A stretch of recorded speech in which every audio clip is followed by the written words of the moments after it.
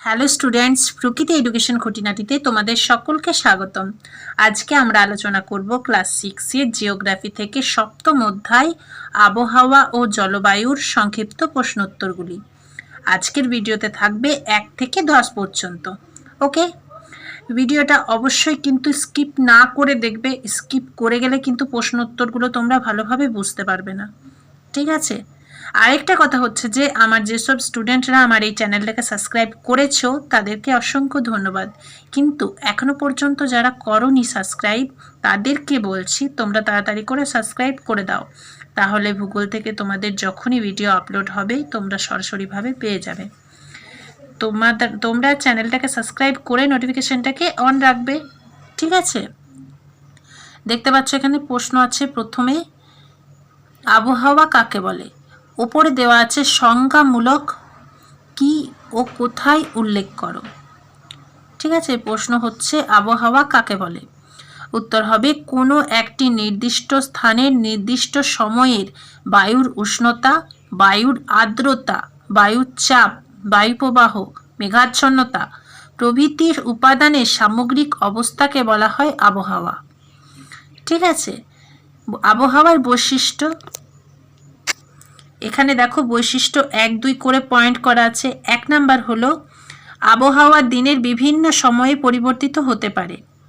2 number, কখনো কখনো আবার কয়েক ঘন্টার মধ্যেও আবহাওয়ার পরিবর্তন লক্ষ্য করা যায়। প্রথমে দেওয়া আছে আবহাওয়া দিনের বিভিন্ন সময়ে পরিবর্তিত হতে পারে, আবার আছে কখনো কখনো আবার কয়েক ঘন্টার মধ্যেও আবহাওয়ার পরিবর্তন লক্ষ্য করা যায়। উদাহরণ হলো চৈত্র বৈশাখ মাসে সকালের দিকে আবহাওয়া পরিষ্কার থাকলেও মাঝে মাঝে বিকেলের দিকে কালবৈশাখী ঝড় সংঘটিত হয়। পরের প্রশ্ন হচ্ছে জলবায়ু কাকে বলে? উত্তর, কোনো অঞ্চলের প্রায় 30 থেকে 35 বছরের আবহাওয়ার গড় অবস্থাকে ওই অঞ্চলের জলবায়ু বলা হয়। উত্তর হচ্ছে কোনো অঞ্চলের প্রায় 30 থেকে 35 বছরের আবহাওয়ার গড় অবস্থাকে ওই অঞ্চলের জলবায়ু বলা হয়।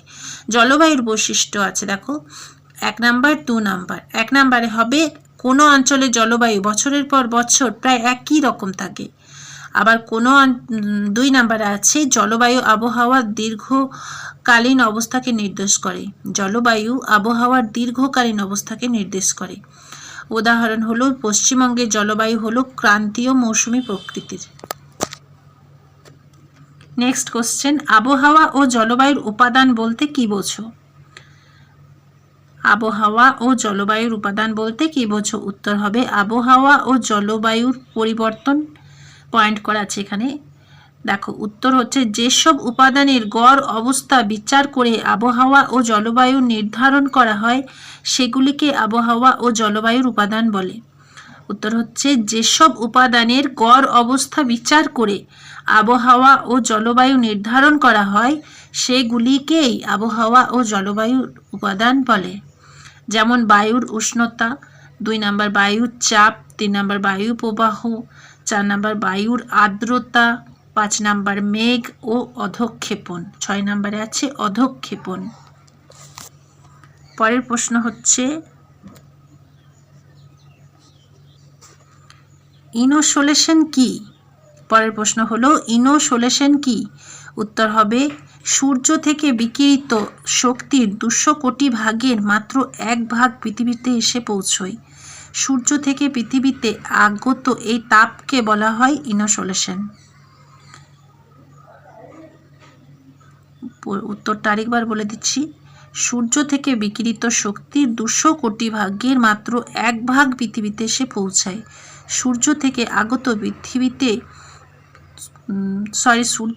পৃথিবীতে আগত এই তাপকে বলা হয় ইনকামিং সোলার রেডিয়েশন বা ইনোসোলেশন। পরের প্রশ্ন, কার্যকরী সৌর বিকিরণ কাকে বলে? উত্তর হবে পৃথিবীতে আগত সৌর বিকিরণকে 100% ধরলে তার মাত্র 51% ভূপৃষ্ঠকে উত্তপ্ত করে। পৃথিবীতে আগত সৌর বিকিরণের এই 51% তাপকে বলা হয় কার্যকরী সৌর বিকিরণ। এর প্রভাবে পৃথিবী পৃষ্ঠ উত্তপ্ত হয়। পরের প্রশ্ন, পার্থিব বিকিরণ কাকে বলে? উত্তর হবে পৃথিবীতে আগত সৌর বিকিরণের 100% মধ্যে 51% তাপ পৃথিবীকে উত্তপ্ত করে। এই 51% তাপের প্রায় সম্পূর্ণ অংশই রাতের বেলা বিকিরিত হয়ে মহাশূন্যে ফিরে যায়। পৃথিবী থেকে মহাশূন্যে ফিরে যাওয়া এই তাপকে বলা হয় পার্থিব বিকিরণ। এর প্রভাবে পৃথিবীর গড় তাপমাত্রা বজায় থাকে। পরের প্রশ্ন, তাপ ও তাপমাত্রা বলতে কি বোঝো? পয়েন্ট করা আছে দেখো, তাপ ও তাপমাত্রা। তাপ হলো এক প্রকার শক্তি যা কোনো বস্তুকে উত্তপ্ত করে। অপরদিকে তাপমাত্রা বা উষ্ণতা হলো তাপের পরিমাপ। পরের প্রশ্ন, বিকিরণ পদ্ধতি কাকে বলে? উত্তর হবে বিকিরণ পদ্ধতি, পয়েন্ট করা আছে। তারপরে হচ্ছে দেখো, যে পদ্ধতিতে তাপ কোনো জড় মাধ্যম ছাড়াই শীতলতর স্থানে সঞ্চারিত হয় তাকে বিকিরণ বলে। অর্থাৎ এক্ষেত্রে সূর্য থেকে আসা তাপ প্রথমে সরাসরি ভূপৃষ্ঠকে উত্তপ্ত করে এবং ভূপৃষ্ঠ থেকে সেই তাপ বিকিরিত হয়ে বায়ুমণ্ডলকে উত্তপ্ত করে।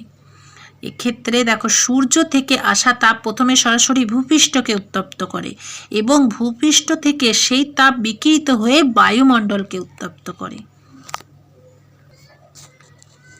পরিচলন পদ্ধতি বলতে কি বোঝো? নেক্সট কোশ্চেন হচ্ছে, পরিচলন পদ্ধতি বলতে কি বোঝো? উত্তর হবে সূর্য থেকে আগত তাপের মাধ্যমে পৃথিবী পৃষ্ঠের গায়ে লেগে থাকা সর্বনিম্ন বায়ুস্তর প্রথমে উত্তপ্ত হয়। ওই উত্তপ্ত বায়ু হালকা হয়ে ওপরে উঠে যায় এবং ওপরের শীতল বায়ু নিচে নামে। এই শীতল বায়ু পর্যায়ক্রমে গরম হয়ে ওপরের দিকে উঠে যায়। এইভাবে বায়ুর পরিচলন স্রোতের মাধ্যমে বিস্তীর্ণ এলাকার বায়ুমণ্ডল উত্তপ্ত হয়। বায়ুমণ্ডল উত্তপ্ত হওয়ার এই পদ্ধতিকে বলা হয় পরিচলন পদ্ধতি।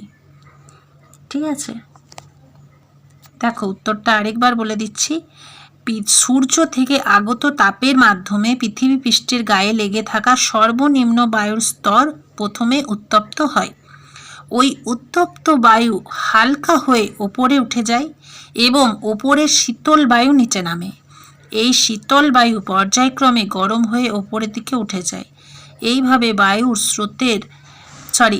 বায়ুর পরিচলন স্রোতের মাধ্যমে বিস্তীর্ণ এলাকার বায়ুমণ্ডল উত্তপ্ত হয়। বায়ুমণ্ডল উত্তপ্ত হওয়ার এই পদ্ধতিকেই বলা হয় পরিচলন পদ্ধতি। আমার প্রিয় ছাত্রছাত্রীরা, আজ এই পর্যন্তই থাক। প্রশ্ন উত্তরগুলি তোমরা ভালো করে পড়বে। ভিডিওটা কেমন লাগলো অবশ্যই কমেন্ট করে জানাবে।